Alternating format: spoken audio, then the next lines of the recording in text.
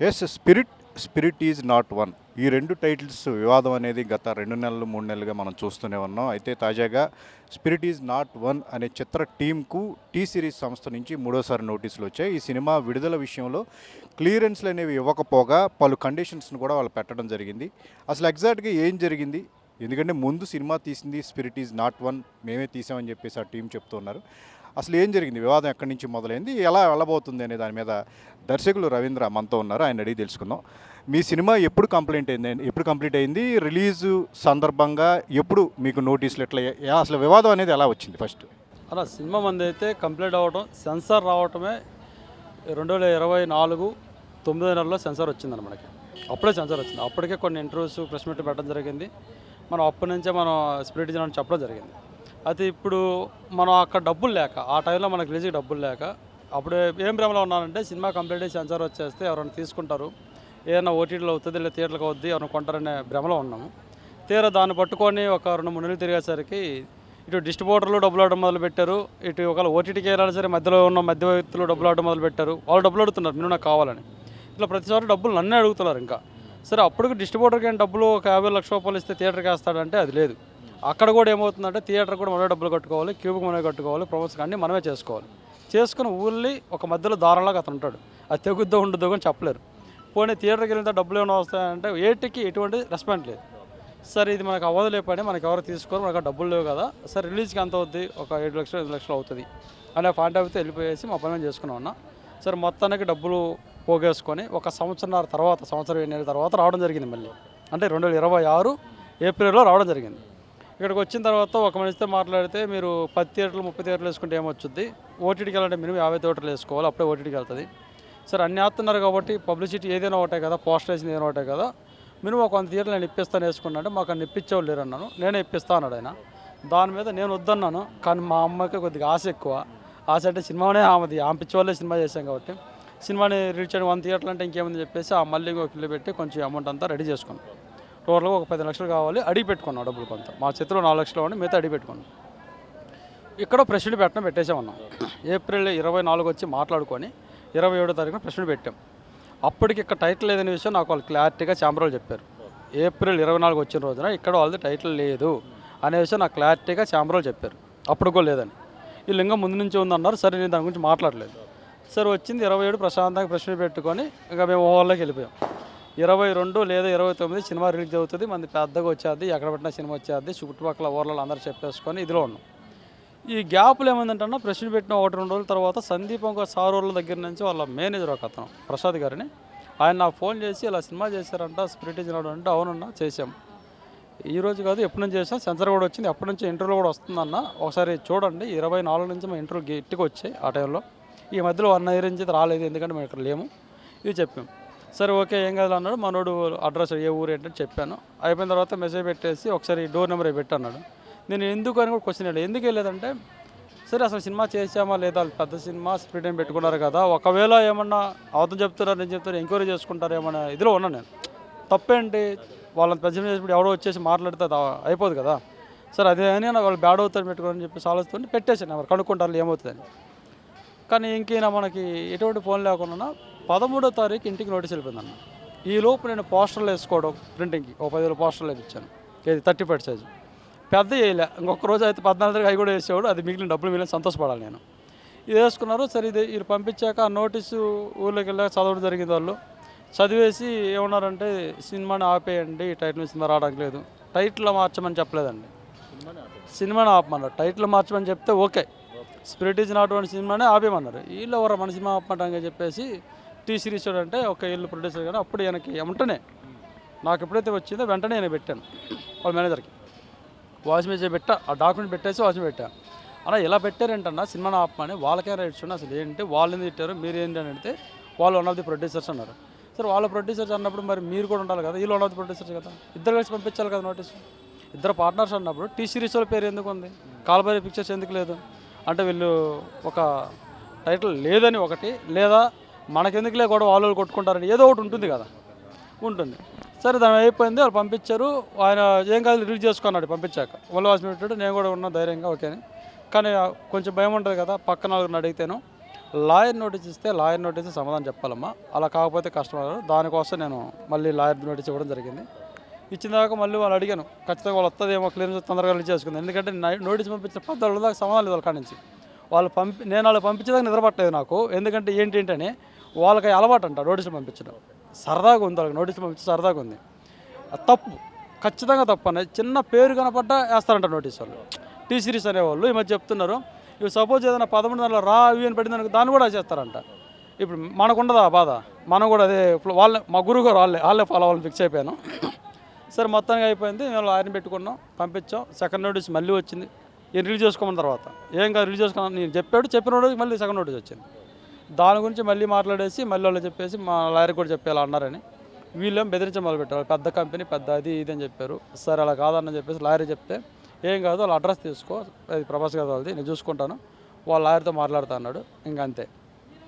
Lawyer కానీ సమాధానం లేదు, నేనే అడ్రస్ పంపించా, వీళ్ళకాని సమాధానం లేదు. ఇండస్ట్రీలో వేరే పెద్ద మనుషులు కలిసాను, వాళ్ళు ఆపి 10 రోజుల తర్వాత వాళ్ళకాని సమాధానం లేదు. ఇంక ఇది అవదని అని చెప్పేసి అప్పుడు కడలి రాంబాబు అని పిఆర్ కూడా కానీ పెట్టుకున్నా ఉన్నా. ఇక్కడ ఆయనే బెస్ట్ సజెషన్ ఇచ్చాను అనుకో నాకు ఆ టయానికి. ఇది కాదు మీరు బయటికి రావాలి, బయటకు వస్తే అవుతుందని చెప్పేసి అప్పుడు మీడియా ముందుకు వచ్చి విషయం మొత్తం చెప్పాం. అప్పుడు కొంచెం రచన అవడం మొదలుపెట్టింది, అప్పుడు కూడా బయటికి రాలేదు. సరే ఫైనల్గా ఏంటంటే మళ్ళీ మొన్న నోటీస్ నేను క్లియరెన్స్ ఇస్తా అన్నారు వాళ్ళు. క్లియరెన్స్ ఇస్తానంటే సరే అని చెప్పేసి మేము కూడా ఒప్పుకున్నాం. బయట చెప్తే ఒప్పుకోలేదు. ఒక ఛానల్లోకి వెళ్ళిన తర్వాత లైవ్లోకి వచ్చి చెప్పాడు అక్కడ.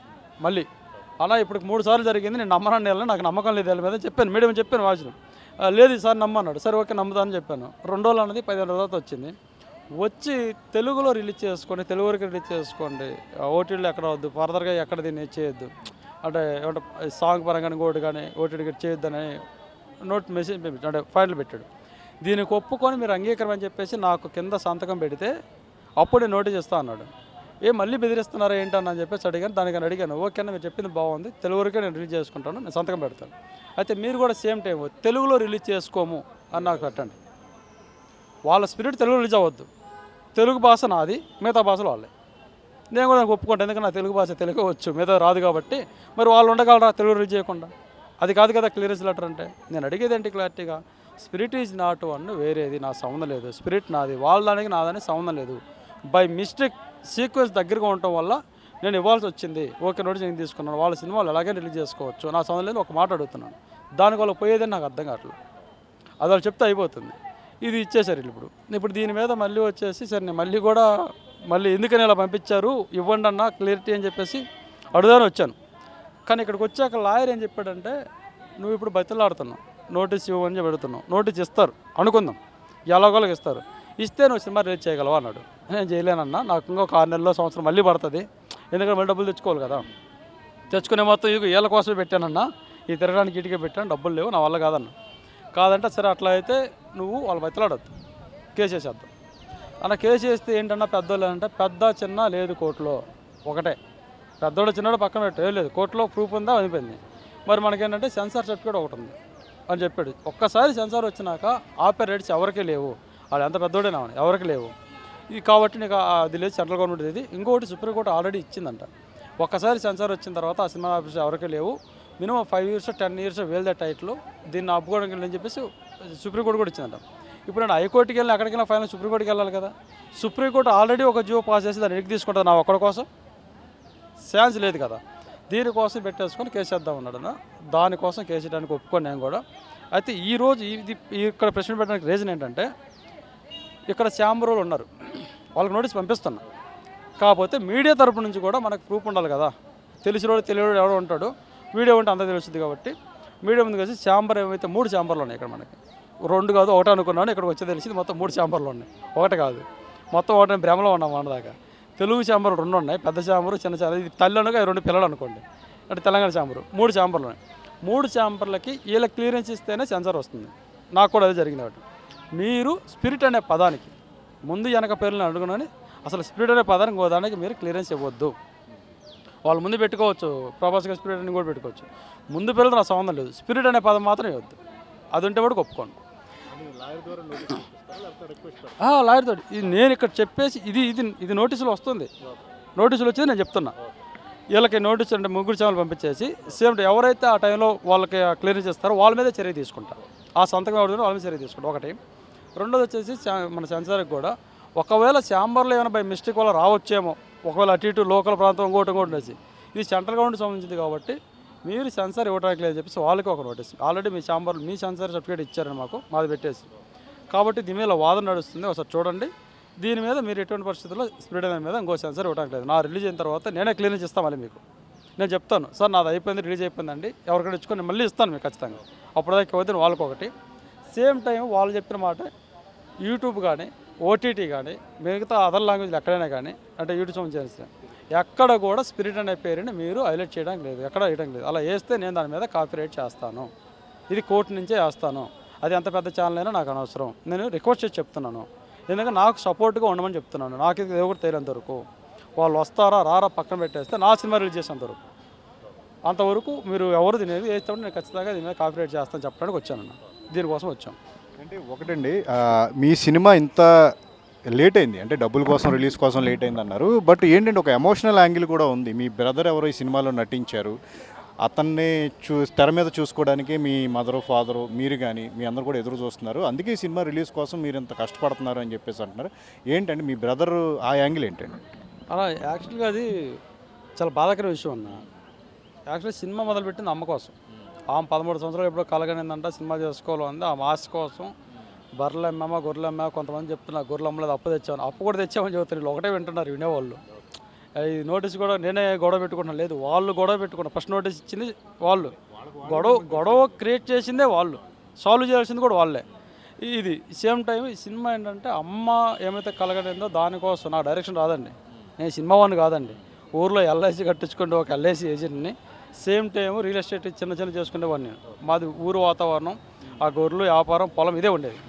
కానీ అమ్మ కన్న కళ కోసం ఫస్ట్ వ్యతిరేకం నేను కూడా వద్దని, తర్వాత ఆమె కోసం సినిమా మొదలుపెట్టాం. సినిమా ఒక షెడ్యూల్ అయిపోయిన తర్వాత ఇంటికి వచ్చాక సినిమాను వదిలేద్దామని చెప్పి వదిలేసిన తర్వాత ఇంటికి మేము నలుగురం, నేను పెద్దోడిని, ఆ తర్వాత చెల్లి తర్వాత సురేష్ అని వాడికి ఈ మధ్య జాబ్ వచ్చింది, వాడు లాస్ట్ వెంకటస్వామి. వీడితోటి ఈ సినిమాలో చిన్న పశువుల క్యారెక్టర్ చేసి చెప్పించాం. ఎందుకంటే ఆనందం ఉంటుంది కదా, నాతోటేమో కళ్ళు గీసేవాడు చెప్పి చిన్న చిన్న క్యారెక్టర్లే, వీడితోటి పశువుల క్యారెక్టర్ చెప్పి అంత ఒక 2 నిమిషాలు ఉంటుంది అంతే అండి. ఆనందం అంతే, అంతగానే లేదు.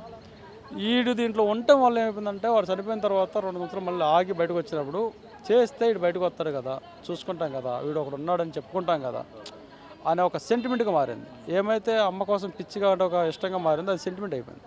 ఈరోజు ఈ సినిమా బయటకు వస్తే వాడిని చూసుకోవచ్చు ఒకటి, సేమ్ టైం మా అమ్మ కన్నా కళ బయటకు వచ్చేస్తుంది, ఒక సినిమా బయటకు వస్తుంది. మా బయట ఎంత సెంటిమెంట్ ఉందో లోపల కథ కూడా అట్లాంటిదండి. మాతంగల వ్యవస్థ మీదే కథ తీసుకున్నాం. అమ్మ చూసిన వాతావరణంలో కొంచెం చెప్పింది, దానికి ఇంకొంచెం సినిమా అంటే కొద్దిగా కలుపుకొని సెంటిమెంట్ ఎవరు తీసుకుని చేసుకున్నాం. ఇది అమ్మ కోసం చేసిన తమ్ముడు కోసం రిలీజ్ చేయాల్సిన సినిమా, ఇది మా తమ్ముడు కోసం చేయాల్సిన సినిమా. ఇది సేమ్ సెంటిమెంట్ మాకు బాగా అవసరం అన్న, ఈ సినిమాలు చేయడం మాకు అవసరం. ఎందుకంటే దీంట్లో మొత్తం 3 కారణాలు ఉన్నాయి అన్న. ఒకటి అమ్మ కోసం, 2 తమ్ముడు కోసం, 3 ఊళ్ళో జనం కోసం. చుట్టుపక్కల చేసిన ఎగతాళ్ళు ఉంటాయన్న, వాడు చనిపోయినప్పుడు ఉన్న ఎగతాలు కానీ, ఫస్ట్ మేము అన్నీ అమ్ముకున్నప్పుడు కానీ, ఇన్ని సంవత్సరాలు ఈ సినిమా చేసుకుంటే వీళ్ళకి అవసరమా సినిమాలు చేసుకుని అనే మాటలు కానీ, ఈ చుట్టుపక్కల జనాలు కానీ, వీళ్ళ ముగ్గురు కోసం అంటే పరువు కోసం ప్రాణం కోసం సినిమా రిలీజ్ చేయాలి, నేను వేరే ఆప్షన్ లేదు. దీనికోసం ఒకవేళ సందీపంగా సరే కాదు, సిరీసే కాదు, అంతకు మించి ఎవరైనా వచ్చినా సరే పోరాడాలి తప్పదు. నేను సినిమానా ప్రాణమా ఈ రెండే నాకు బ్యాలెన్స్ ఉంది, ఏం చేయాలి నేను చెప్పండి, దానికోసం పోరాడుతుంది. ఓకే, ఫర్దర్గా మీరు లాయర్ చెప్పిన దాన్ని బట్టి ముందుకు వెళ్ళను. లాయర్ గారు చెప్పింది వెళ్తాను. ఇప్పుడు మొత్తం ఇది డిసిషన్ అయిందే. ఇప్పుడు ఒకవేళ ఆయన కానీ పరమేశ్వరరావు, ఆయన పేరు పరమేశ్వరరావు గారు, ఆయన కానీ పరమేశ్వరం కానీ చెప్పకపోతే మేము వేరేలా వెళ్ళేవాళ్ళం, మళ్ళీ బతిలాడుతూ ఉండేవాళ్ళం. ఇది ఇంకెప్పుడు ముగింపు లేదు, వాళ్ళు కూడా ముగించే ఉద్దేశం వాళ్ళకి లేదు. అంతే, నాకు సెన్సార్ సర్టిఫికేట్ ఉంది, ఇది రాంగ్ అయితే ఎందుకు ఇచ్చారు నాకు? సినిమాకి ఫైనల్ డిసిషన్ ఏంటి? థియేటర్కి వెళ్ళాలంటే సినిమా కూడా ఫైనల్ డిసిషన్ సెన్సారే కదా. ఆ సెన్సార్ నాకు ఇచ్చిన తర్వాత ఇదే తప్పని ఎవరు చెప్తారు? అలా తప్పని చెప్పినట్టు సెన్సార్ ఎందుకు? వదిలేసేయండి, వాళ్ళు ఇష్టం వచ్చి సినిమాలు చేసుకుంటే మా ఇష్టం చేసుకుంటే డబ్బులు మీకు ఎందుకు కట్టాలి? ₹2 డబ్బులు కట్టాల్సి పర్లేదు కదా. ఫైనల్ డిసిషన్ సెన్సార్, ఆ సెన్సార్ నా దగ్గర ఉంది, ఆపడానికి ఎవరు వస్తారో చూస్తాను అంతే. ఓకే, సో ఇది చెప్తూ ఉన్నారు రవీంద్ర. ఖచ్చితంగా పరువ ప్రాణం అనే సిచ్యువేషన్ అనేది ఈ సినిమా రిలీజ్ విషయంలో తనకు ఏర్పడింది. తన సోదరుడు ఏదైతే నటించారో సినిమాలో అతన్ని తెర మీద చూసుకోవడానికి పాటు తన తల్లి కోరిక మేరకు ఈ సినిమా చేశాము, అలాగే రిలీజ్ కూడా చేయదలుచుకున్నాము. ఈ క్రమంలోనే వాళ్ళుగా అడ్డుపడి తమ సినిమాను రిలీజ్కు అడ్డుపడి ఆపే ప్రయత్నం అయితే జరుగుతుంది. దీన్ని లీగల్గానే తాము తేల్చుకుంటామని కూడా చెప్తున్నారు. కెమెరామెన్ సంతోష్తో సుజన్ ఏబిఎన్.